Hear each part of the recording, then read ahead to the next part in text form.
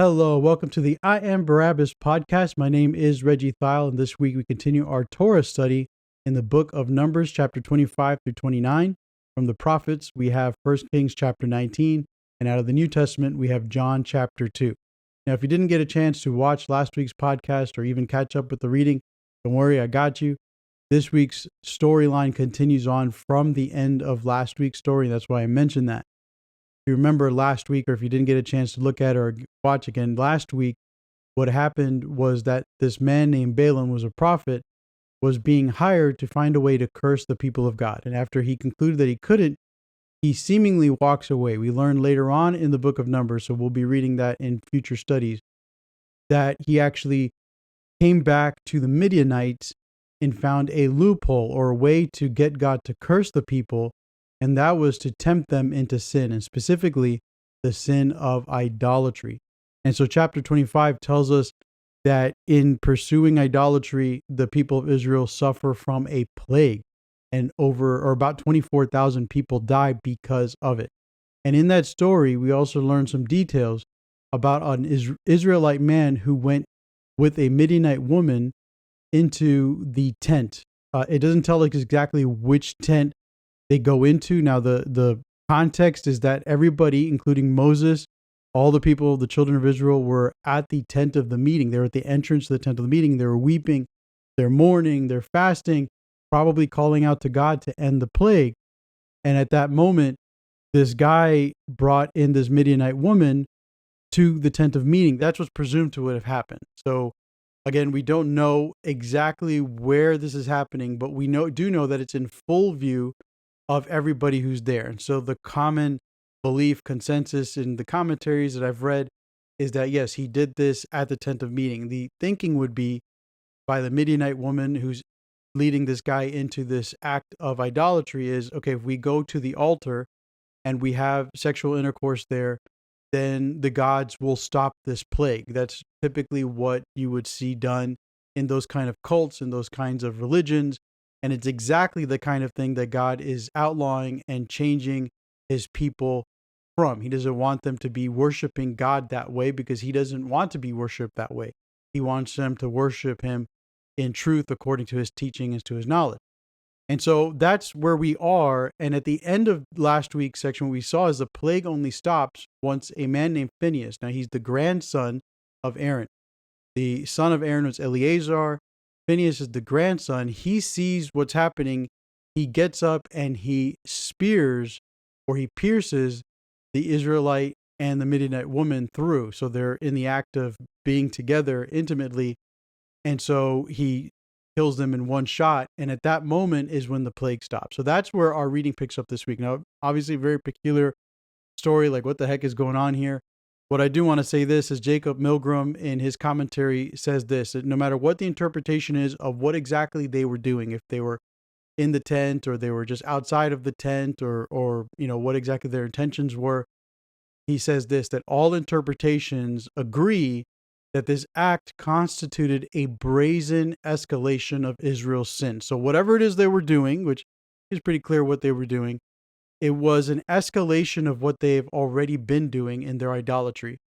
And so it was committed, and that it was committed before the sanctuary in the sight of Moses. That's what Milgram says. So his belief and his consensus, at least from the Judaic perspective, from the rabbinic perspective, is that yes, this indeed happened at the tent. So you could just imagine then how egregious this error is. And it happened in the sight of Moses, and it happened while they were lamenting the plague of God. So those are all the factors that we can say for sure are occurring at this time. Now, in this passage, in this week's passage, what we find out is that the Israelite is named Zimri. He's a son of Salu, and that he's also from the tribe of Simeon. He's not just from the tribe of Simeon, he's a prince from the tribe of Simeon. So in terms of their structure and their hierarchy, he is a royalty. And the Midianite woman, her name was Cosby, which may be unfortunate pronunciation, but she was the daughter of Zur, and he himself was a tribal head of an ancestral house of Midian. So she could be called a princess of an ancestral house of Midian. And so you have a prince and a princess here. So it's not just anybody, any woman, any temple prostitute or a cult type related, activity related person. This is also a person of royalty. And so what came to mind was this wasn't just an act of idolatry, it's also an act of rebellion in sense of the power and who's going to be in charge.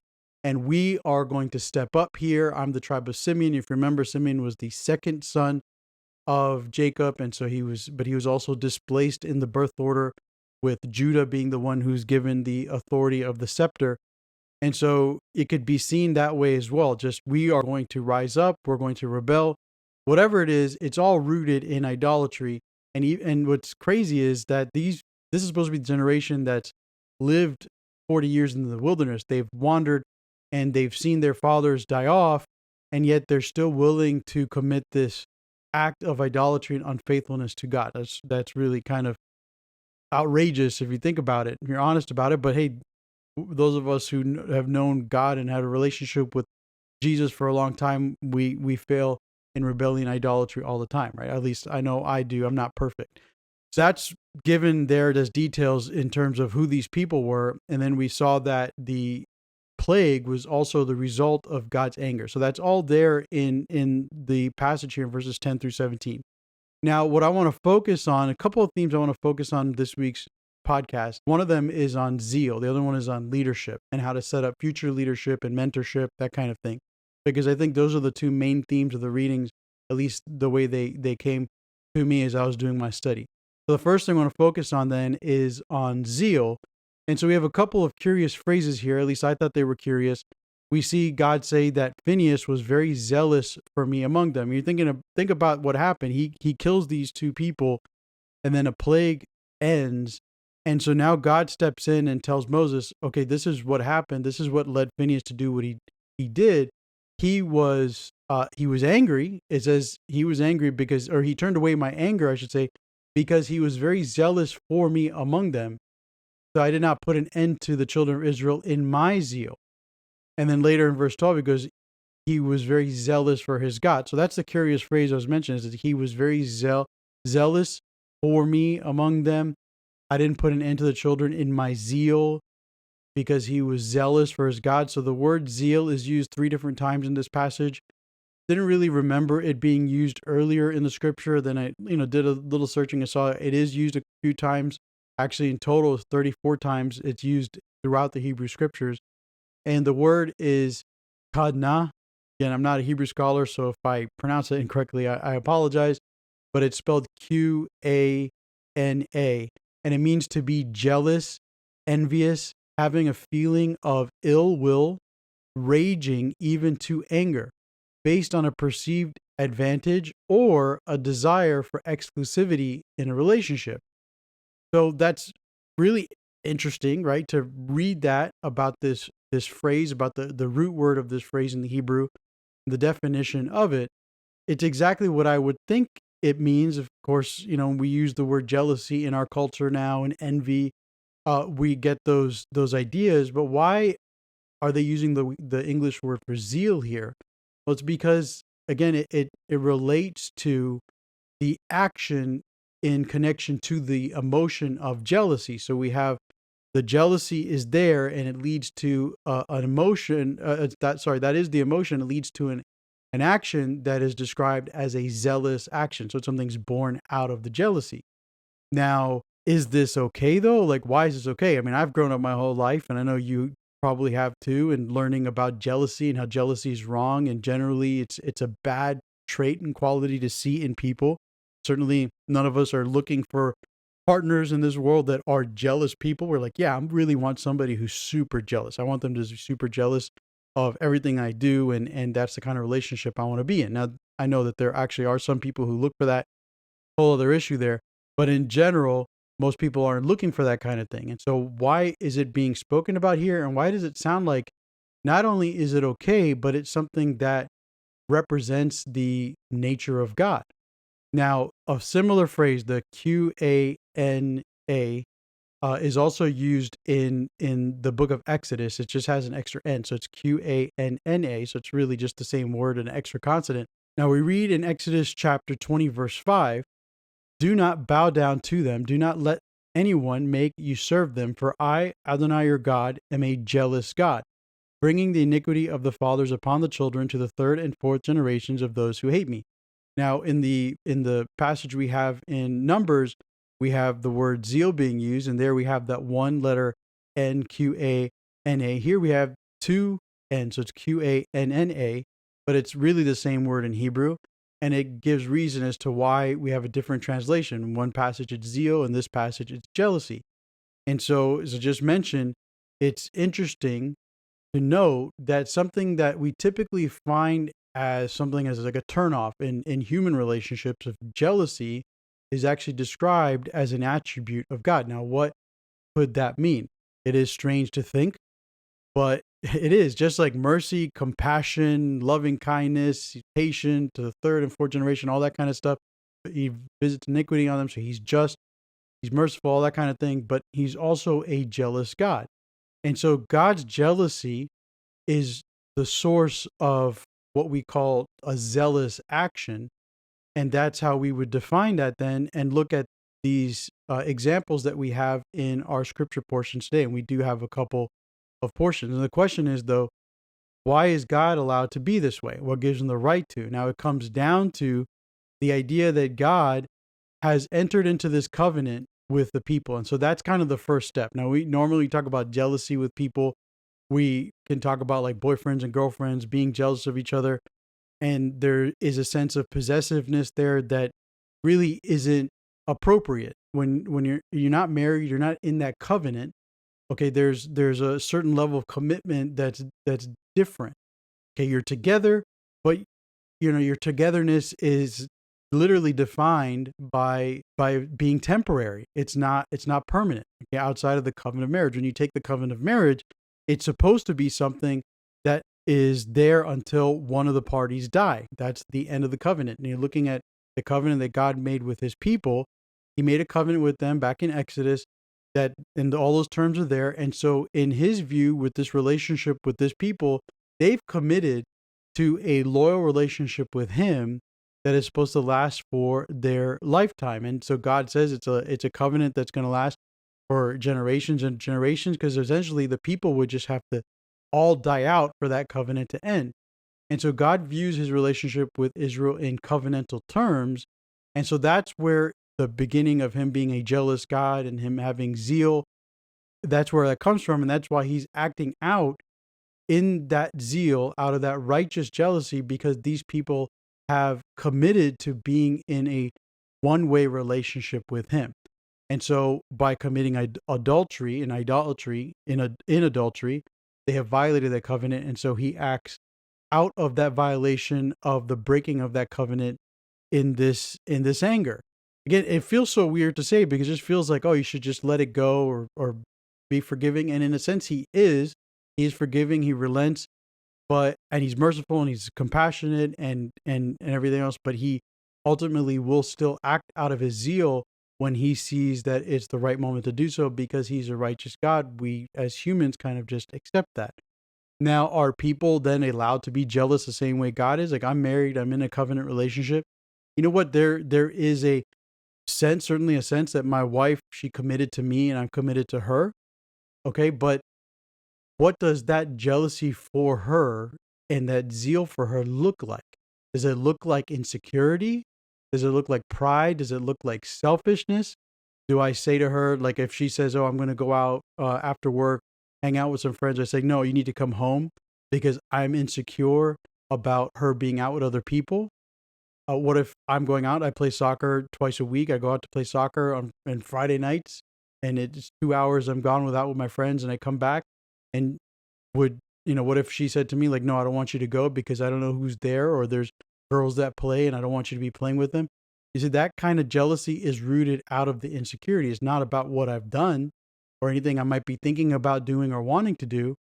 It's just about the insecurity that's within the human. And that's where that's different. And it may not sound like much of a difference, but it's the difference between somebody feeling insecure and feeling like someone might violate their trust versus experiencing the moment when that person does violate the trust. And so you're married and your partner does commit adultery.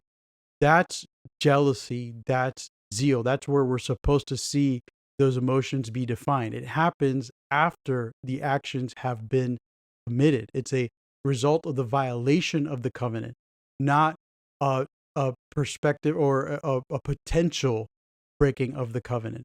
And so, God, when He says He's a jealous God and He's a zealous God, what He's saying is that when you break covenant, or if you break the covenant, I am going to react out of that part of my nature. The fact that I believe that you have entered into a relationship with me and you do belong to me. And so that's where it's different, because again, human jealousy is usually sinful, dangerous. It ruins relationships. It's toxic because of the way that we treat each other out of that jealousy and insecurity. There's a lack of trust. And there are a number of times, a number of stories where people will describe that kind of situation and how much of a burden it is to have a partner who doesn't trust you and is constantly on top of you. Think about how God, He trusts His people. He said, okay, this is what's going to happen, but you go. And He didn't stand in front of them and stop them and say, hey, who you're texting, who you're calling, and constantly checking up on them, trying to make sure that they didn't do the thing that He didn't want them to do. No, He trusted them to go out and to be faithful to Him. It was their choice to not be faithful, and then they suffer the consequences of breaking the covenant. For them, it's plague, it's destruction, it's losing the land, it's so on and so forth in terms of covenant. For us in our relationships, of breaking the covenant in adultery and unfaithfulness in that sense is usually seen as being divorced, ending the state of the relationship. Now, I mentioned earlier that our reading this week has three examples of people being zealous. So first we have Phineas. He is zealous for God. So what that means is then, as he sees the violation of the covenant, as he sees it occur with his own eyes, what he feels inside of him, the emotion he feels, is the actual emotion that God feels when He sees it as well. And that is all in the context here. So reread it again. The way that God describes Phineas' zeal and his own zeal, it's a back and forth. I said the curious phrases. He's zealous for me, just as I am in my zeal. I relented from my zeal. What we're understanding is, in the Hebrew, is that what Phineas felt was the exact emotion of what God felt, and it was actually from God that he felt it. That's really the implication there. And that's the reason why God goes ahead and testifies to Moses about Phineas' action, and to say that He's going to give him a covenant of peace, of everlasting peace, and to be the priesthood forever, because no one is allowed to come back and get retribution for this murder, because this is a righteous murder. And so peace is going to surround his household from now till eternity. No, so in other words, like the tribe of Simeon, Simeon's family, or this guy, Zimri's family, can never come back and get revenge on anybody for what happened, because what was done out of the will of God and the emotion of God and the heart of God. And again, God is not like us. This is just ways for us to understand and relate to Him, right? So that's one example here. It is about someone with zeal, as Phineas in our Torah portion. Then we have from the prophets portion, we have this man Elijah, who is a great prophet. A lot of people know this story. And in this story, he's running away from Ahab and he's running away from Jezebel. He just killed a bunch of prophets of Baal at Mount Carmel. And so God is asking him, hey, what are you doing? And he says, I have been very zealous for the Lord God of armies and for the children of Israel, and have forsaken that have forsaken your covenant. And so he explains and justifies all of his actions as being born out of a zeal that he has for God. And what were his actions? I mean, like I just said, the actions that he just committed, that he's probably thinking about, has now caused him to run away because his life is under threat, is the fact that he killed almost all the prophets, if not all the prophets of Baal at Mount Carmel. And so Jezebel hears that, and she's angry, and she says, I'm going to kill you. And so he's scared, and he runs away. And so in doing that, he felt like he was acting out of zeal, out of the emotion and the will of God, when he sees the prophets of Baal and the idolatry that the people are committing and what God would do. And that's why Elijah is given, one of the reasons why Elijah is given along with this passage in Phineas. So we have another example there of an individual who's acting out of zeal, and also the action that they do. It's another action of murder. Phineas killed Zimri and the woman, Cosby, and Elijah kills all the prophets of Baal.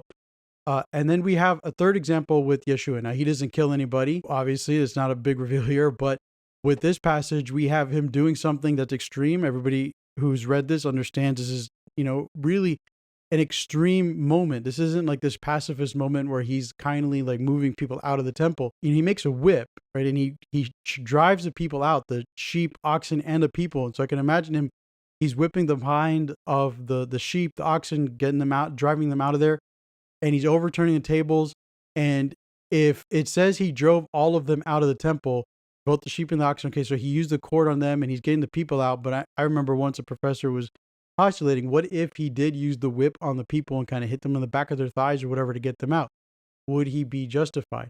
We've seen already that if the action is born out of a zeal for God, or actually, I should say, God's own zeal, then it's seen to be a justified, righteous act. And so if he did that, then yeah, it would be okay. What we have here, though, and again, I'm not saying he did do that. It's just postulating if that was whether or not that was righteous or not. And of course, we know the Lord Jesus didn't sin. So this is how we understand it. Anybody who tries to point this out to you, say, oh, look, he was angry, he hit the animals, he chased people out. Says, you know what? He did that with zeal. And in light of scripture, that's not something that he's not allowed to do. He can act out of that zeal. And just for the context of in verse 17, when he responds and he says, get these things out of here, stop making my father's house a marketplace. Again, that's related to idolatry, the breaking of the covenant, and just all of that was going on there, and the way that they were treating the temple. The disciples remember what was written in the book of Psalms, that zeal for your house will consume me. And this is where the idea of zeal really kind of, we have to understand, is that when a person is consumed with the zeal of God, that's what leads to the actions that then, can be described as murder, as we already saw. Now, is zeal always okay? It's a really important question. Is it always okay? It's not. And so we have some passages here to help balance out our view on zeal. In Romans chapter 10, verses 2 through 3, Paul says this, for I testify about them, and he's speaking about the Jewish community. They have zeal for God, but not based on knowledge. For being ignorant of God's righteousness and seeking to establish their own, they did not submit themselves to the righteousness of God. And so here Paul is actually borrowing from the scriptures in the book of Proverbs, chapter 19. It says that zeal without knowledge is not good, or to act hastily and miss the way. And he refers to this zeal later, his own zeal, and the fact that he persecuted Christians and he killed Christians, and that he was wrong for doing that. And so zeal isn't always from God. Zeal without knowledge is dangerous because it will lead to sin. And so the connecting point to God comes through knowledge. Now, in the context of the book of Proverbs, knowledge is used, repeatedly. Knowledge, the fear of the Lord is the beginning of knowledge and knowledge and wisdom is repeated again over and over again. In the context of the book of Proverbs, knowledge is knowledge of the law, and then wisdom is the experience of seeing that knowledge from the law played out in real life to see that it really does matter, that what I do according to the law and being righteous and being just and being merciful and being kind and being compassionate and walking humbly with God, all of that stuff matters in light of the law. And so that's where one gains wisdom and experience. So I'm not just following a law because I have to, but I'm doing it because I see that it works and it's good for me. And so in the context of the book of Proverbs, when it says that zeal without knowledge is not good, what it means is not having knowledge from the law or knowledge of the law and what the law teaches, and then bringing zeal from that is going to result in what's not good is evil. Because I was thinking about those who have used the cross of Christ to kill other people, to go and colonize other nations, and to say, okay, you're going to either accept Jesus into your heart, or I'm going to put the sword through you. And they could say they were acting out of zeal.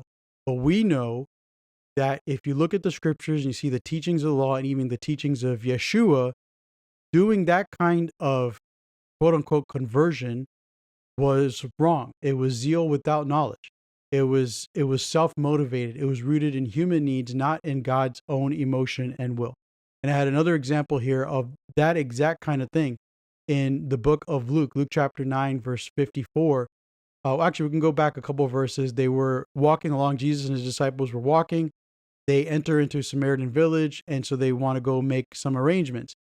And so the Samaritan village, the people there, they didn't receive them. And that when that happens, and so some of you may be familiar with this story, what we have is it says that Jacob, so it's a James and John say this. So when his disciples Jacob and John saw this, they said, "Master, do you want us to command fire to come down from heaven and consume them?"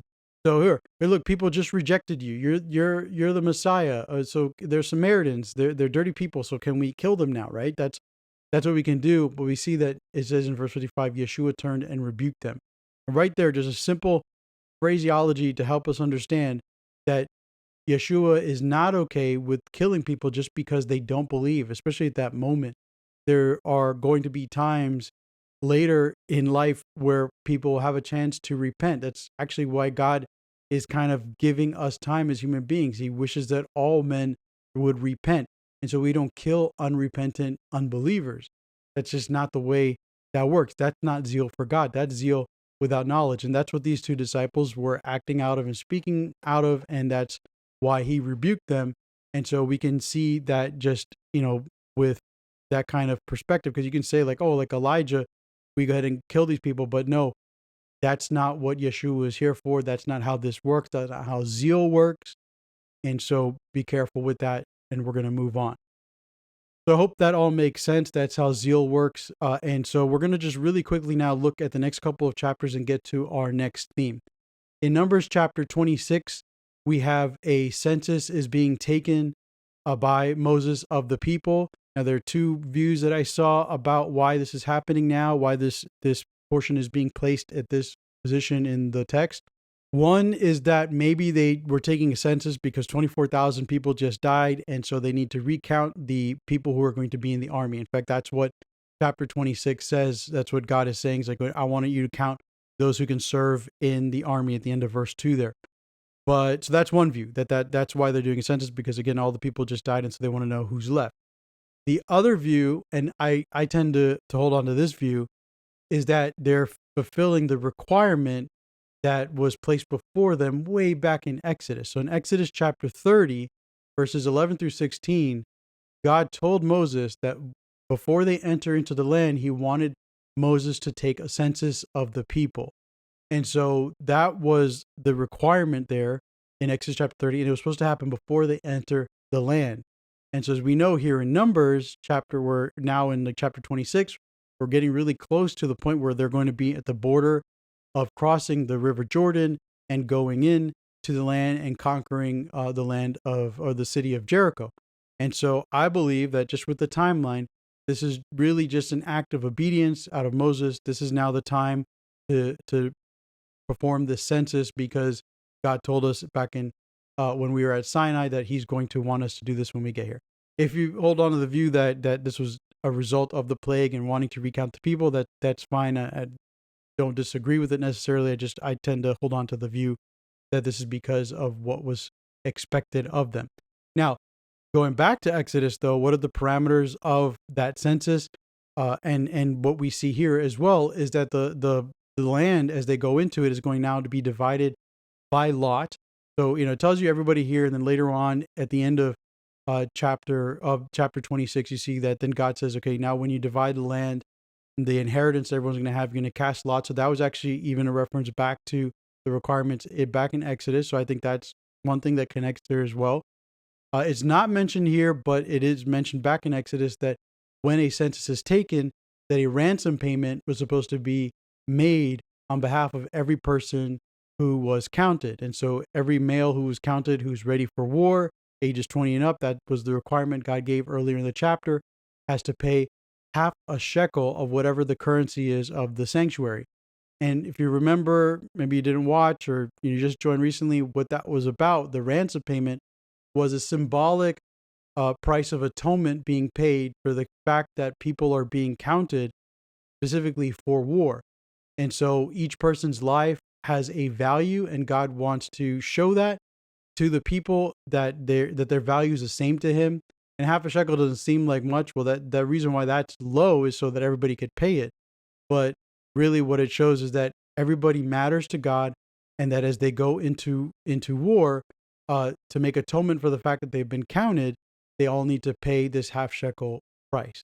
Now, why are they making atonement for being counted, especially when God tells them to? Well, in general, we looked at this before, that if a census is taken, God said, if you don't pay this ransom, then I'm going to strike the people down with a plague.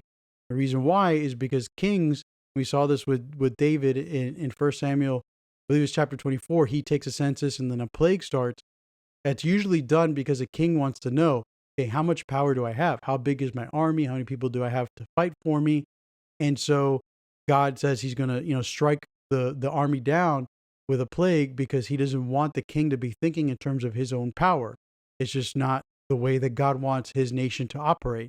That makes sense. Like he wants to, so a king says, "Oh, I got so many men, I can go and conquer this city over there and that country over there." And God's like, "No, that's not what I want you to do now. Everything that's done by a king and his army and by the people should be done out of obedience to God's command, not because of their own, lust for power."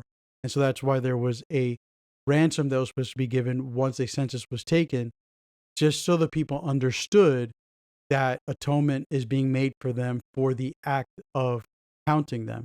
And again, it's not a high price, it's just a price that's reasonable for everybody to afford. And then my biggest takeaway, and I think I already scrolled past it, was back in verse 11. You see that the sons of Korah are still alive. So Korah in his rebellion, there were those who died when the ground opened up. They were swallowed in back in number 16. But what we learn in verse 11 is that not all the sons of Korah passed away in that rebellion. And significant because in the Psalms, there are a number that are written by the sons of Korah. And so I wrote down a list. It's just chapters 42 to 49. And then 84 to 88 are Psalms written by the sons of Korah. And if I'm not mistaken, Psalm 42 has like, "As the deer pants for water." It's like one of the more famous ones because the little chorus, hymn, worship song, whatever you want to call it, was written. And so it's significant that not everybody died. That just stood out to me with Numbers chapter 26. Now, if there's anything else that you did do the reading and you looked at it, like, oh, that popped, you saw I had some highlights there as I was scrolling, just go ahead and put in the comments. We can talk about that there from chapter 26. Now, we're going to close the Torah portion just by looking at Numbers 27 and seeing it's kind of split into two parts, and then looking at the concept of leadership.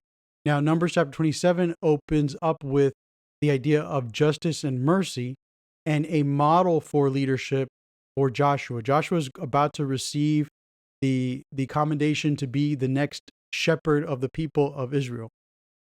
And so we see that at the end of chapter 27. But here at the beginning, you have the story given about the daughters of a man named Zelophehad, who died in the wilderness. He didn't die in the rebellion of Korah. That's something they wanted to make clear here in verse 3. He was not one of those people. He did have his own sin, it says, but he had no sons. He didn't die in that rebellion. And so they felt like it's wrong for them not to receive the inheritance that would be due to their father. What they're highlighting is their belief of cultures at the time that women would not receive an inheritance if there were no sons. Like the daughters wouldn't receive it. It would go on to either like a brother, like an uncle, or a nephew of the father. And so the daughters would get skipped. In fact, when my grandfather passed away on my dad's side, there was this issue where the land and the property that my grandfather passed on went technically only to his three sons, and he had three daughters as well. And so, it was just kind of like, what's that about? That was just the Indian law. And so the three sons got their portion from his passing. And so even today, you can see that in cultures. And for these believers, or for these, I should say, people of Israel, for these daughters, they're living in this new nation. They've been wandering now, and they have a sense of what is just and right. And so they go to Moses and they say, "This doesn't seem right to us. We shouldn't lose our inheritance just because our father didn't have any sons." And Moses then goes to God to ask him what he thinks about this, and God agrees with their feeling and with their viewpoint. And so he says that you should give them the property by inheritance among their father's relatives, and you're to turn over the inheritance of their father to him. And then there's some clarification, some more legal statutes given in terms of inheritance. If so, it reiterates, like if a man dies without a son, the inheritance goes to a daughter. If he has no daughter, then what's the course of action? And so that's settled. And again, what that shows us in this passage, I think, is just in this model here with leadership, is what we're supposed to do in terms of leadership and how we're supposed to solve disputes between the people and an issue that exists between them that's not clarified in the law. Like how do we proceed forward? We have Moses, the judge, goes to ask of God, and God gives direction through his spirit as to what to do. And so again, that's just I think that's in the context here about leadership and about that back and forth. And we've seen Moses do that before. The reason why I think this section is given up here now is because, again, the leadership is about to be transferred over to Joshua. Now, Moses, so the second half of this chapter, Moses is looking at the children of Israel, and he is looking at them as sheep, and he is concerned about them. And he says that he doesn't want them to be like sheep without a shepherd.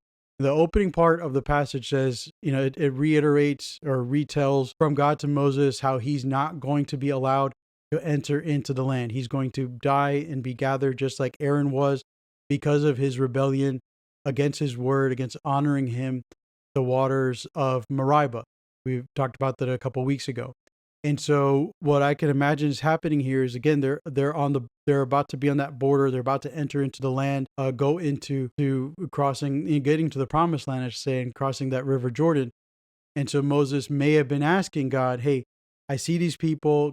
You sure I can't go in? He wants to lead them. So I don't think he's kind of begging out of like this selfishness. Please, God, forgive me. I just want to go into the land, and trying to discount what he did. I think it comes out of a heart where he really just doesn't want the people to go into the land without a shepherd. Like, that's his heart. But God is holding firm with his judgment. And so he, again, brings up this point about his concern about the people being without a sheep, or a sheep without a shepherd. And so that's when God tells him to go ahead and appoint Joshua, who we've seen in snippets before. Everybody knows Joshua fit the battle of Jericho. And so God says, this is the person who's going to lead the people. He has the Spirit of God. Lay your hands on him. And then Eleazar, the high priest, will also stand before the people. And so God is telling Moses, I'm setting up a succession plan of leadership. Aaron's already gone. Now you're going to be gone. Joshua is going to be the next leader in your mold, led by my Spirit. Eleazar is going to be in the mold of his father Aaron. He's going to stand before God as the priest. And so you don't have to be concerned. The people will not be without a shepherd. I have set up a plan for their future. And you can look all the way back to Exodus, actually, that, whether it was God, Moses, there was always a plan to include Joshua in all of the decisions and leadership related events. And that had to be because training was in mind. Now, maybe Moses didn't really put it together in his head yet, like, oh, Joshua's ready. Maybe he didn't think Joshua was ready. Maybe he didn't really think, oh, that's why Joshua was always tagging along, because God wanted him to experience everything that I was experiencing so that he could be prepared to lead the people. I don't know, but he definitely just wanted to make sure that this concern of his heart, that's the way I see it, was met, and that the people would be able to move forward with a proper shepherd. Now, the closing of this passage this week, chapter 28, and 29, it's about the appointed times. And we've talked about this before in the book of Leviticus, so I'm not going to, just relitigate and go through all of these portions. Just remember, you have these appointed times. The first one is the Sabbath. That's every week, obviously. And then you have the major festivals throughout the year, starting with Passover, ending with Sukkot, or the Feast of Tabernacles. And each of these appointed times have their specific set of rules and regulations, and the dates that they're supposed to be met on, or supposed to be kept. And again, these are appointments that God is making with his people. He's literally telling them that these festivals are times specifically that I am going to meet with you. So are you going to meet with me? Interesting. We've talked about that before, but the idea that God would set appointments with us and that we wouldn't keep them, that it would be a fault on our own end, mind blowing, but it happens. And so that's given here in chapter 28 and 29. I think the context is because you're surrounding the appointment of Joshua as the next leader with an example of what to do when the people come before you and they have a question and there's no clear answer, and you have to go to God and get that answer. So that's given before his appointment. And then you have the teaching given again about these appointed times. Why? Because I think the most important thing for the next leader to remember is the schedule of appointed times and everything that's expected in those events. Because the leader is the one who's going to have to help the people establish these routines. These are all new. They haven't done all of these yet. They've done Passover a couple times. We assume that they were doing Sukkot. We assume that they were doing all of them in the wilderness. We can assume that. But the reality is we don't really know. And even if they were, it's important that the next leader knows exactly all the details about these festivals, about these appointed times, so that when they take over, they can continue the traditions and keep meeting those appointments with God. Now, our prophets portion. We've already looked at the concept of zeal with Elijah, but what about the overall connection with leadership? Well, we saw that he is telling God that he has been zealous for him, but he also says and makes the claim that he's alone in this zeal. So what Elijah represents to me is kind of a connection to maybe what Moses was feeling, that he was kind of alone in the leadership position. And so maybe he's asking God, like, oh, how are these people going to go forward? There's no shepherd for these sheep. Please, can you let me to land? Forgive me. And God's like, no, we're going to appoint Joshua to do that. With Elijah, he's straight up telling God, like, I'm alone. I have nobody here. I have all this zeal. I've done these amazing things, but there's nobody else who's joining me. And so in terms of leadership, what we can see is that sometimes you can have people who are at the top who are just there doing the work of God and doing it well, but at the same time, they're always feeling lonely. And when I think about leadership in churches and how churches move on and go from generations to generations, I'm always thinking about leadership and the best way for leadership to go ahead and pass along traditions and to raise the next generation of leadership. I think we see that with Moses and Joshua. We see some of those aspects there, but what do we really need to glean from it? And here with Elijah is that, like, the process of mentoring is not just about passing on future laws and regulations and preparing them to lead. The process of mentoring is also about relationship. And so I think Moses may have been mentoring Joshua in the sense that, hey, Joshua is seeing what I'm doing, he's learning, that's good. But in the end, he feels alone, and so much so that if he dies, they'll be without a shepherd. That's how kind of elevated he feels compared to everyone else. And Elijah is feeling alone because he doesn't feel like anyone's there. And he has been kind of functioning by himself. He's been going around kind of just doing all these miracles, and he meets with Obadiah, and there's all this back and forth there. And it does seem like he's alone. And it doesn't seem like it bothers him ever until here. And at the end, and this is that passage, if you didn't read it, you're probably familiar with the whole, like, the earthquake and the shaking and the wind and just God not coming any of those things except in the final moment where he comes in a silent whisper and Elijah goes out. And the whole a concept there is about his loneliness and God's willingness to hear him out and to hear his concerns and to be compassionate and kind with him. That's God. That's how God is relating to Elijah. And Elijah gives the same complaint here in verse 14, I alone am left. And God's solution isn't, hey, you have me, right? You just have me. You can just go forward. Like, why are you complaining? Why are you worried about being alone? You're feeling alone. You have me. I'm here with you and you're good. And I bring that up because I know there are a lot of leaders in the church who think the same way. Like, oh, I don't need community. I don't need people to be with me. I can mentor people to be leadership for the future. But in terms of being vulnerable and being in a real communal setting with other people, oftentimes leadership, especially in the church, and you see this in business and the world in general, especially in individualistic societies, they bear the burdens of leadership all on their own. While they say they have community and accountability boards and eldership and everything else, they will still keep things to themselves that they really should be unburdening themselves with their community. And again, you don't do that. You don't do that with everybody, though. You do that with the people that are also in leadership. And so there is a distinction there, I think, and that's why he tells Elijah here, listen, I'm going to tell you that you're not alone. You've got other people with you. You've got someone else who's going to be the king of Aram. Jehu's going to be the king over Israel, and Elisha is going to be the prophet in your place. And so Elisha is the person he's given as the person he's going to mentor. And so you start to see this relationship build between Elijah and Elisha before Elijah is taken up in a chariot.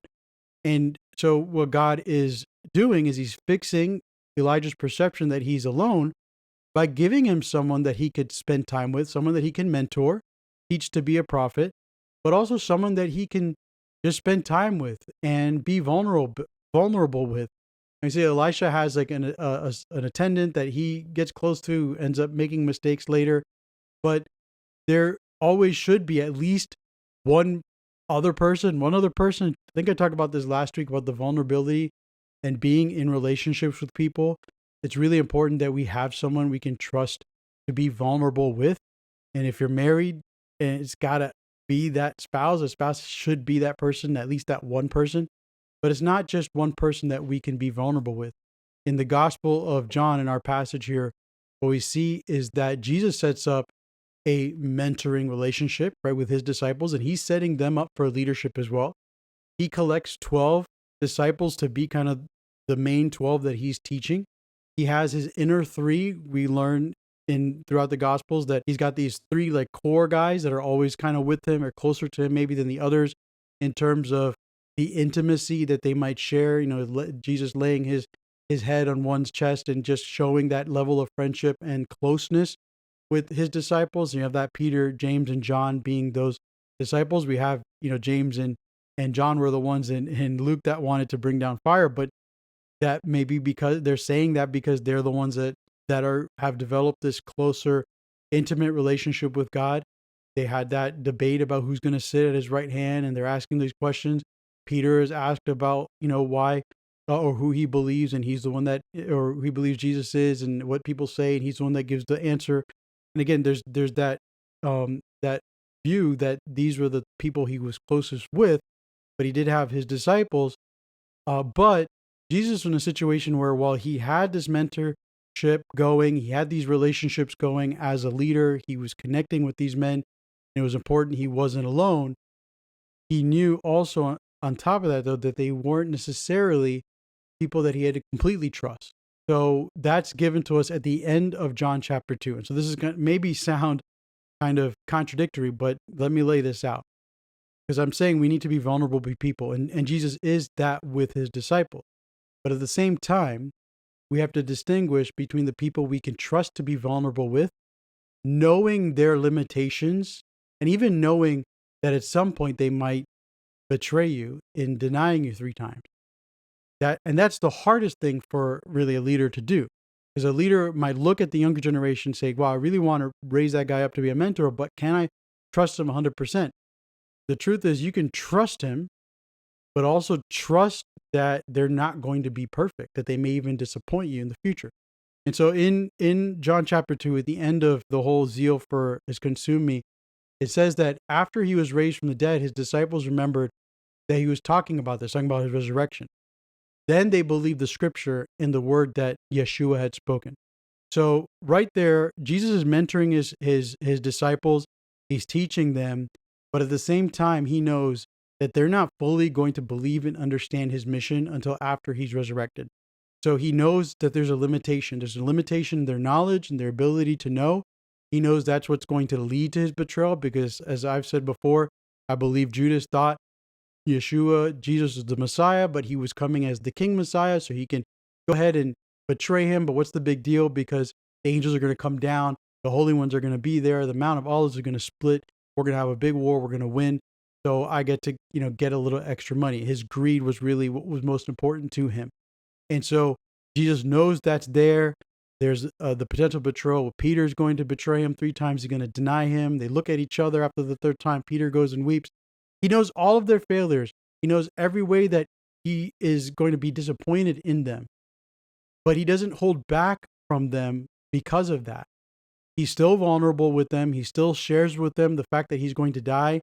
He tells it to them a number of times. He asks them to pray for him, even though he knows they're going to fall asleep. And in the most vulnerable moment of his life, he's going to fall asleep, or they're going to fall asleep, I should say, while he's praying. And he's saying, thy will be done. And he's asking the Father to remove the cup. and their response is, I'm tired, I'm going to go to bed. We had a huge meal, whatever it was. And so knowing all that, he's still vulnerable with them, teaches with them, shows them what's in his heart. But at the same time, he is patient with them and just keeps that in mind about them. And then with the crowd at large, it says that when he was in Jerusalem for the Passover, many believed in his name, seeing the signs that he was doing. But Yeshua did not entrust himself to them because he knew all men. He did not need anyone to testify about man, for he knew what was in man. In other words, he had a bunch of followers as well, but he didn't open himself up to them the same way he opened himself up to his disciples. And so, as leaders, or leadership needs to know that they cannot be on their own. In fact, there's a really famous quote by John Donne, the 17th century English poet, who said, "No man is an island entire of itself. Every man is a piece of a continent, a part of the main." The idea is that no one, not even Jesus, Yeshua, can live in this world completely on their own. It's just not possible. Now, I know that there are certain personality disorders out there where there are people who will feel that way. And that's why we call them personality disorders, because we see it as a disorder of the function of their being a person or their personhood. And so it's something that can be treated, or it could, also affect the people around them. Because imagine you grow up with a sibling who has this personality disorder and they don't want anything to do with you, not because they don't like you or they hate you, just they don't care. They like to be alone. So it causes social disruption. In the end, most of us, not like the grand majority as human beings, have to be in communal relationship with other human beings. And leaders are not exempt from that requirement. What leaders need to do is they need to follow the model of Jesus, follow the model of Yeshua, and set up mentorship in a way where they have, their group that they're leading with. And then within that group, you're going to have some that are closer to you than the group at large. But it can't be at the feelings or at the expense of feelings of others and making people feel like they're excluded. You don't want to develop cliques in your groups for people to feel like, wow, I'm not as close as them. You're joking around, hanging out. Like, no, there's the intimacy that I'm talking about, and the inner level is that intimacy where you can be completely vulnerable, even with people that aren't going to get it. So he's telling Peter, James, and John, a specific example, in case you feel like, oh, I'm just making this up, but it's when they're coming down from the Mount of Transfiguration, and with everything that they saw there, Jesus brought them up there purposely, those three, and they had an experience that none of the other disciples were going to know about, because as they're descending down the mountain, Jesus says, don't repeat this to anybody.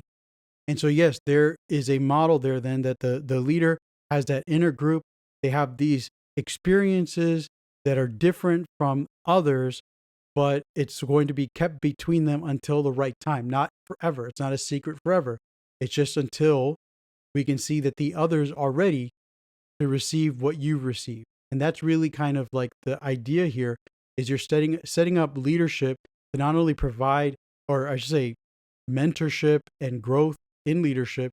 You're setting up programs like that within your churches, not to just, have community, but also to set up the future where you're going to have tiered levels of participation and growth in terms of, what people are going to do and the functions they're going to have. And so you're going to have those who are going to be ready to immediately take over when you're gone. And then they have those that have been halfway trained or mostly trained that they have to then finish that mentorship with because you're gone. And then they will have their inner groups and so on and so forth. So that's how that works. And so Joshua should have somebody who he's ready to train himself to take over when he's ready to go. And then that person should have already been on the outskirts of what Moses and Joshua were doing. Maybe not outskirts, maybe a little bit closer than that, but they should be there. So that is some of the thoughts I had on leadership. And I wanted to look back on the failure of Moses, Eleazar, Joshua, Caleb.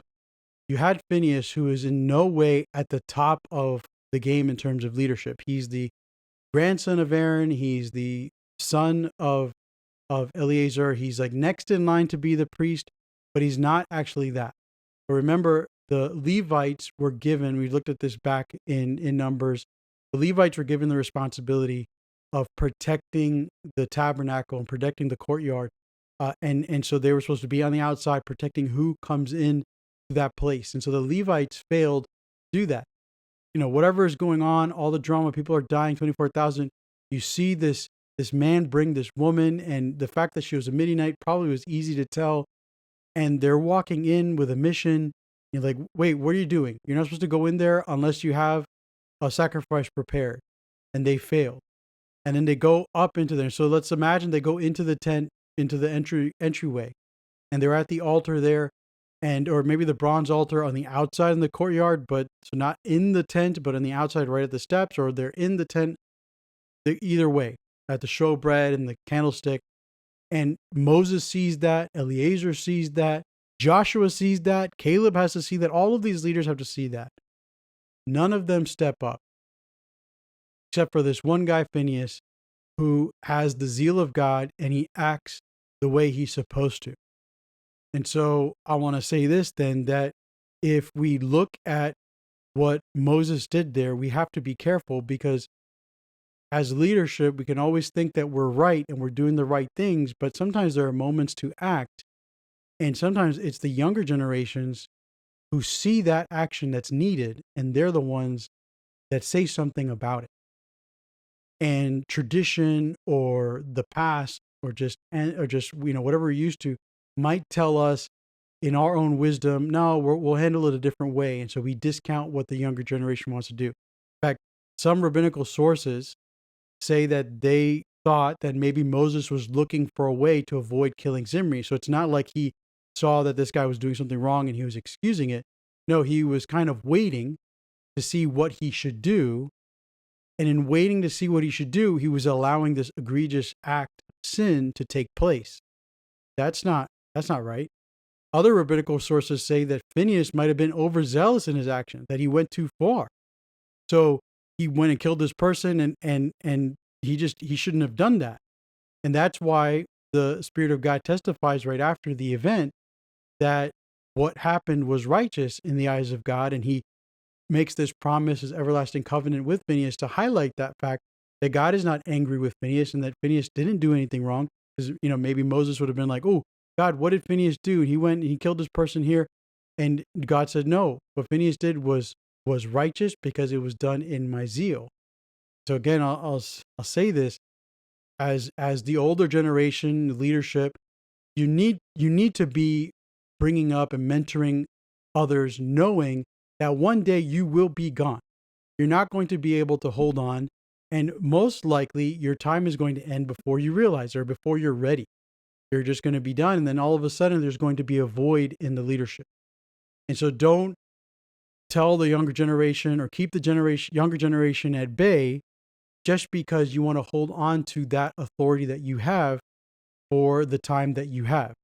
You can never know when your last breath will come. Always have to be preparing for the next generation. I learned this the hard way. I was leading a youth group way back in like 2006, I think. No, it was 2008. 2007, 2008, I was leading a youth group, and it was going really well, but I didn't set up anybody to be leadership. And then I got into the undergraduate program at Trinity, and I really wanted to finish that. I've been working on my bachelor's degree forever. And so I was excited to move to Miami. But of course, I left and the youth group ended. And I know firsthand that, some of the children that were there, young people, kind of devastated by that, because they went from having a youth group. It wasn't very large. It wasn't big. It was just a handful of us, but it was something they could at least do. And I didn't take the time to equip anybody. Now I was in my early 20s. It's not like I was a seasoned leader anyway, but I look back on that event and I'm like, man, never again. Never again will I set up or participate in a ministry and then set it up to fail because I don't want to prepare leadership to take over. And so some years later, actually right after that, I took over a soccer ministry outreach here in Miami. This youth group was back in Gainesville, where I was living, so I moved down to Miami in South Florida to do my degree. And so here they had a sports outreach. I took over. And so the first thing I did, and this is all, glory to God, I just thought about it. I said, okay, who can I set up to take over in case I can't be here? And so the Lord brought to me three young guys. It was mostly guys like type ministry. We just would play soccer. We share the gospel. We had strangers coming from all over Miami that other friends would invite. It was a great outreach. And so I set those three up.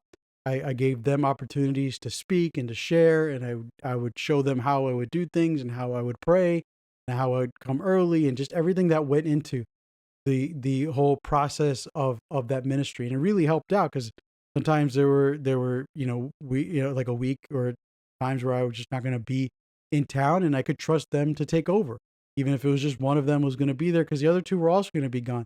It was fine because they were all trained and ready to go. And so and in that whole scenario, like what I learned was just the value of that, and the fact that leadership has to be always preparing the future generation. And then within that, leadership can't just lead from afar. You have to get real. You have to get vulnerable with those you're mentoring and setting up to be your next generation of leadership so that they have a real relationship with you, so that you know for sure you can trust that when you're gone that they're going to take over, and you're not just going to leave that up in the air. A lot of pastors will feel that way. It's like, well, God will lead. It's like, no, you know what? I've seen more churches collapse and fall and die because of a lack of succession plan by the current leaders.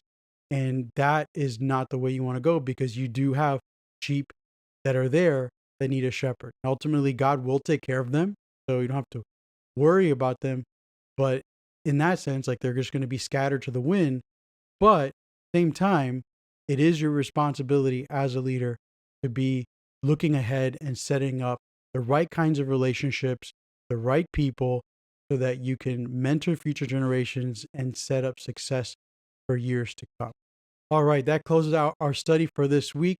Hope all of that made sense and is a blessing, is beneficial to you. We had two major themes. We looked at zeal and actions committed through the zeal of God, or in the zeal of God, by the zeal of God. We're not in our own zeal or jealousy, like as a human thing, but as something motivated by God and his emotion and his desire and his actions according to his covenant.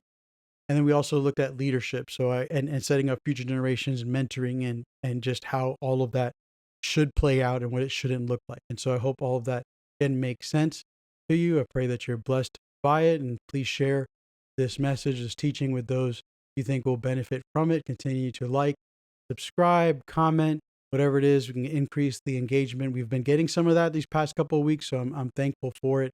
Just looking forward to growing this community to an even larger base. Thank you again for watching, and God bless.